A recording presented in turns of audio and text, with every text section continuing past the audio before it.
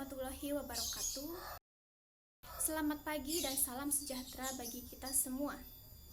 Di hari yang cerah ini, saya akan menyampaikan materi mengenai Merdeka Belajar. Sebelum menyampaikan materi, saya ingin menyapa teman-teman terlebih dahulu. Pergi ke pasar membeli ikan. Ikan asin itu rasanya. Halo teman-teman, hari ini gimana kabarnya? Baik. Oke, saya harap teman-teman sudah siap ya untuk acara kali ini. Baik, langsung saja kita ke acara penyampaian materi yang akan disampaikan oleh saya sendiri mengenai Merdeka Belajar. Konsep Merdeka Belajar menjadi salah satu topik perbincangan hangat di kalangan pakar pendidikan ataupun pelaku pendidikan di Indonesia. Tidak sedikit kelompok yang meragukan mengenai kesiapan pemerintah dalam merealisasikan konsep tersebut.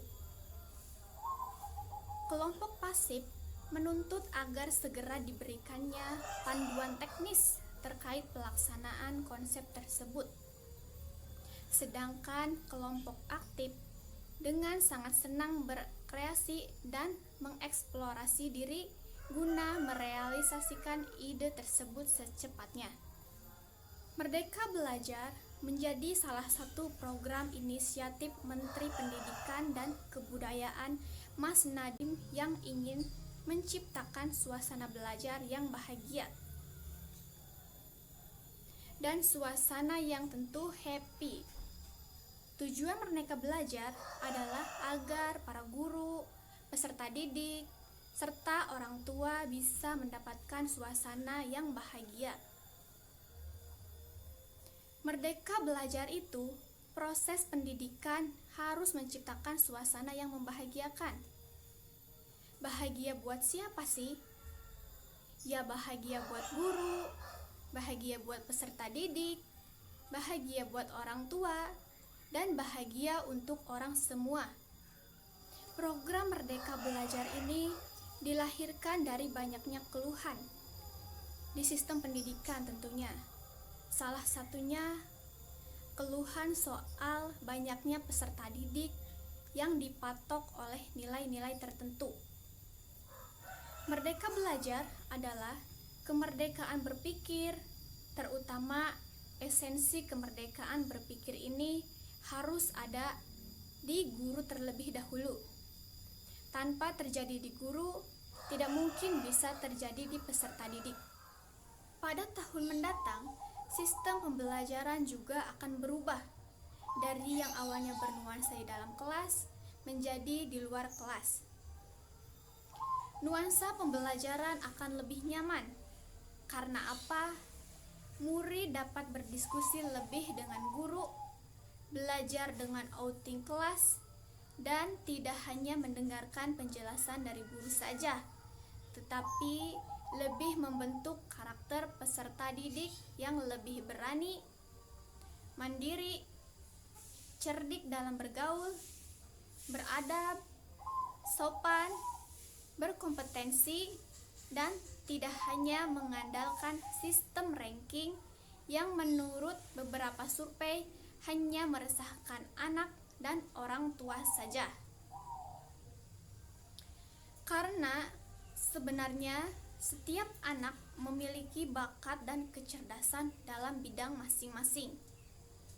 Nantinya akan terbentuk para pelajar yang siap kerja dan kompeten, serta budi luhur di lingkungan masyarakat tentunya.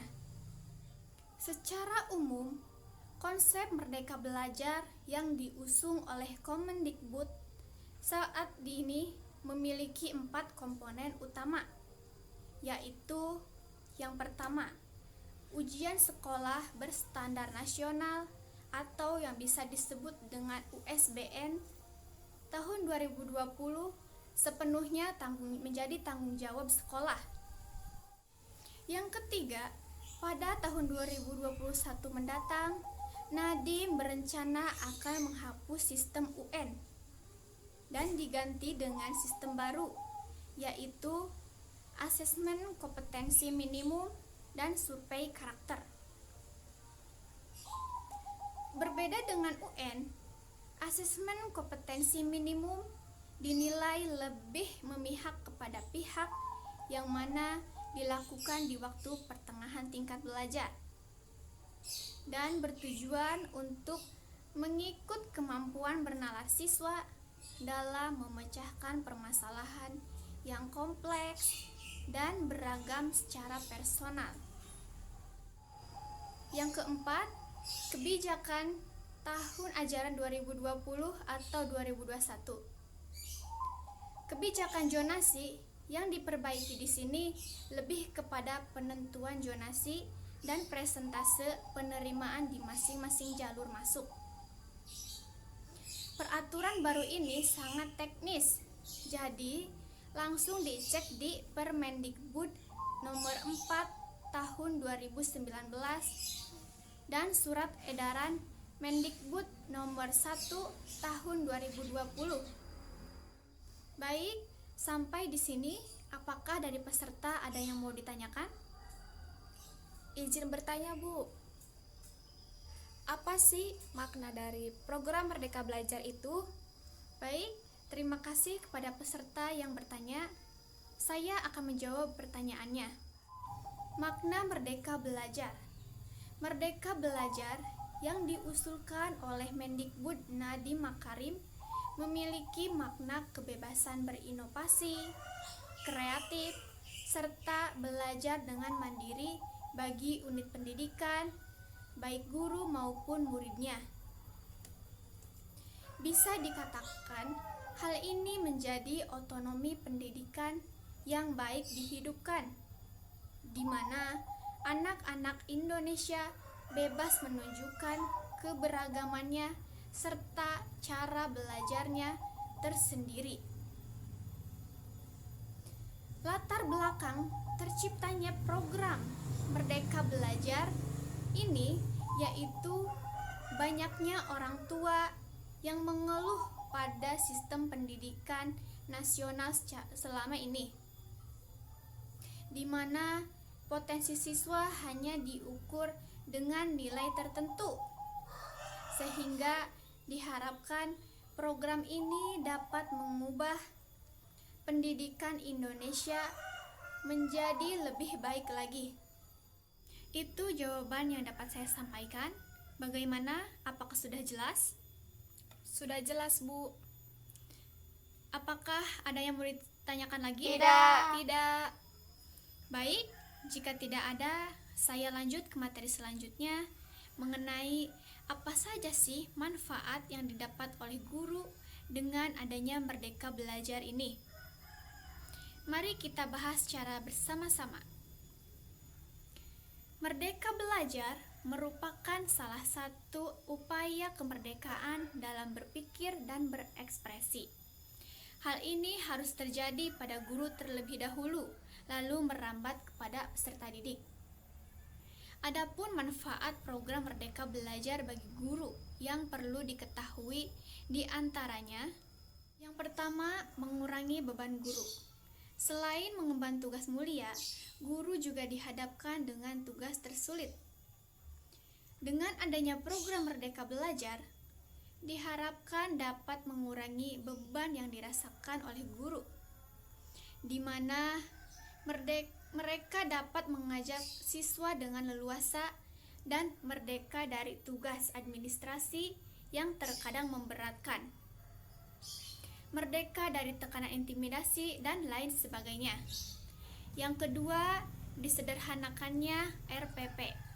Kita tahu bahwa guru memiliki banyak kendala dalam menjalankan tugas sekolah, di mana guru harus menerima siswa baru, menyiapkan administrasi guru termasuk RPP atau rancangan pelaksanaan pembelajaran hingga mengevaluasi. Dengan disederhanakannya RPP, maka hal tersebut dapat membantu mengurangi beban administrasi serta memberikan kebebasan pada guru. Ketiga, menciptakan belajar yang lebih menyenangkan.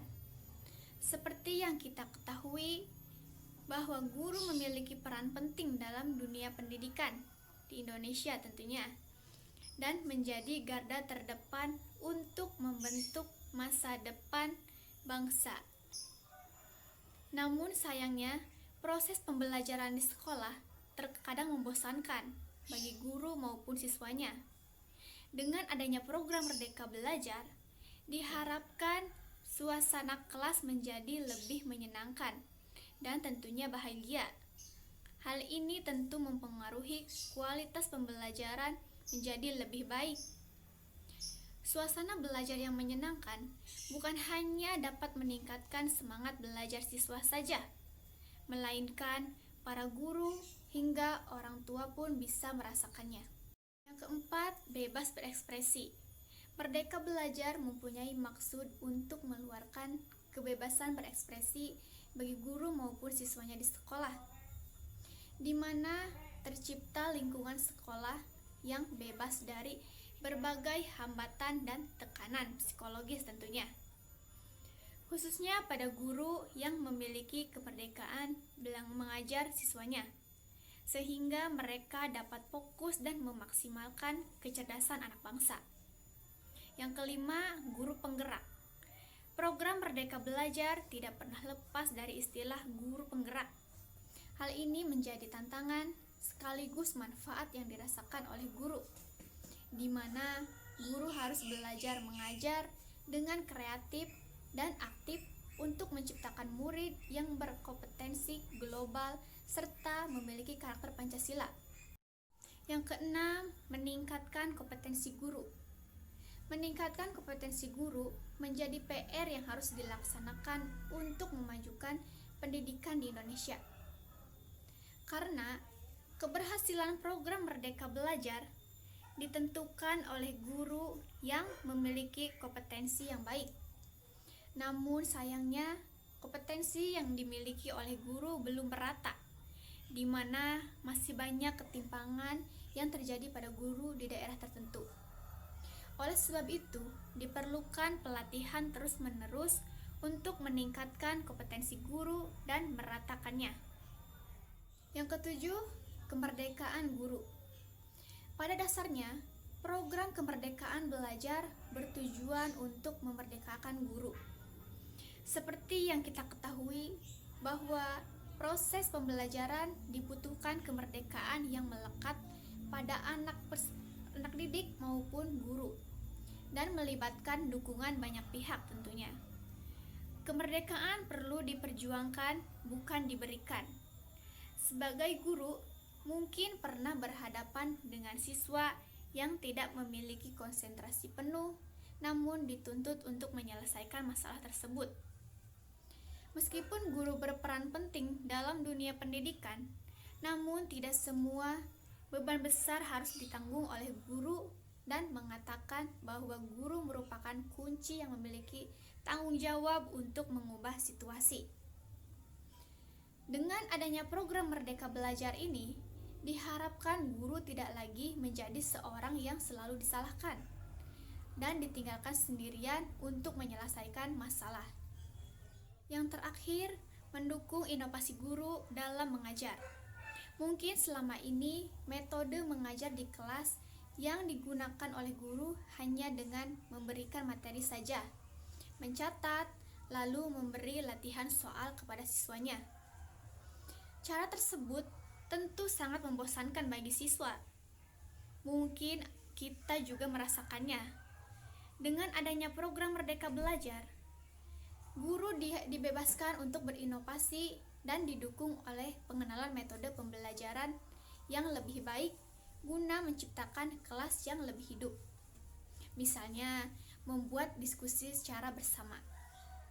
Dari pemaparan tadi, dapat saya simpulkan, Merdeka Belajar merupakan salah satu program inisiatif Menteri Pendidikan dan Kebudayaan Mas Nadiem Makarim yang ingin menciptakan suasana belajar yang bahagia. Tujuan Merdeka Belajar ini agar para guru, peserta didik, serta orang tua bisa mendapatkan suasana yang tentunya bahagia. Dan dengan Merdeka Belajar, baik guru maupun muridnya bisa bebas berinovasi, kreatif, serta belajar dengan mandiri. Demikian acara hari ini. Semoga acara hari ini bisa bermanfaat bagi kita semua. Terima kasih atas kehadiran teman-teman sekalian. Mohon maaf jika ada kesalahan. Saya akhiri. Pergi ke sawah dengan sepeda. Sepeda tua diberikan oleh Pak Bana. Selamat tinggal semuanya. Semoga bertemu lagi di acara berikutnya. Wassalamualaikum warahmatullahi wabarakatuh.